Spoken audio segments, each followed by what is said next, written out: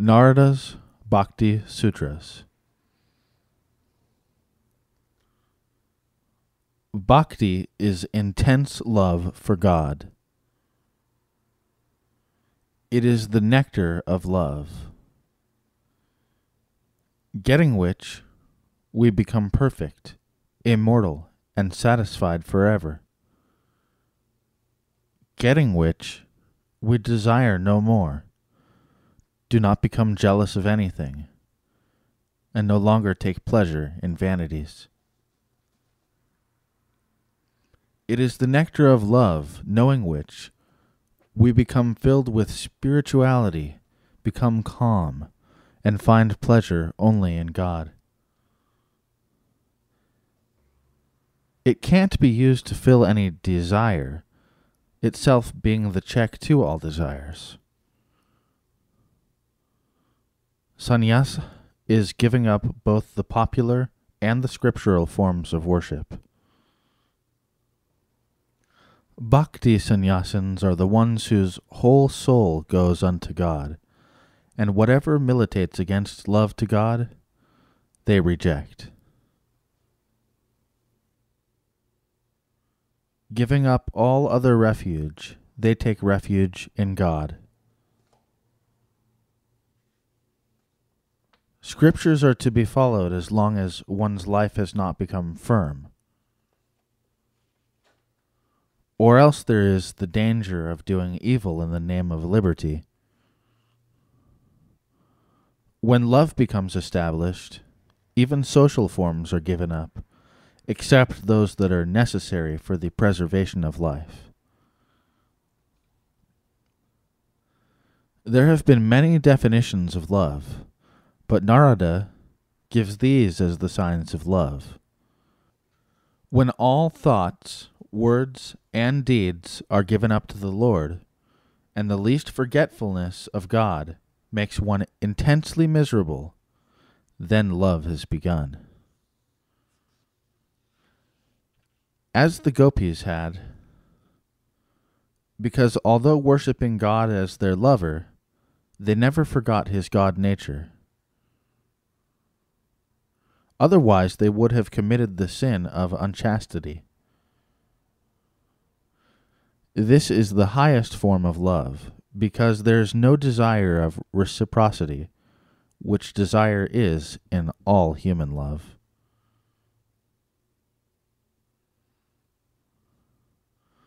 Bhakti is greater than karma, greater than jnana, greater than yoga, because bhakti itself is its result, because bhakti is both the means and the end.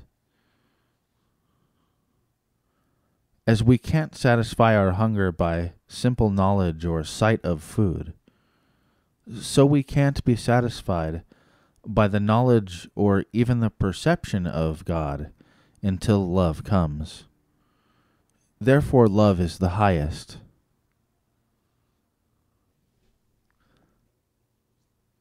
The masters have said this about bhakti. Those who want bhakti must give up sense enjoyments and even the company of others. Day and night they must think about bhakti and nothing else. They must go where they sing or talk of God. The principal cause of bhakti is the mercy of a great or free soul. Meeting with a great soul is hard to obtain, but never fails to save the soul. Through the mercy of God, we get such gurus. There is no difference between his and his own. Seek, therefore, for this. Evil company is always to be shunned, because it leads to lust and anger, illusion, forgetfulness of the goal, destruction of the will, and destruction of everything. These disturbances may at first be like ripples, but evil company at last makes them like the sea. They get across Maya, who give up all attachment, serves the great ones, live alone, cut the bondages of this world, go beyond the qualities of nature, and depend on the Lord for even their living. They who give up the fruits of work, they who give up all work and the dualism of joy and misery, who give up even the scriptures, get that unbroken love for God. They cross this river and help others to cross it. The nature of love is inexpressible. As the dumb can't express what they taste, but their actions betray their feelings, so we can't express this love in words, but our actions betray it. In some rare persons, it is expressed.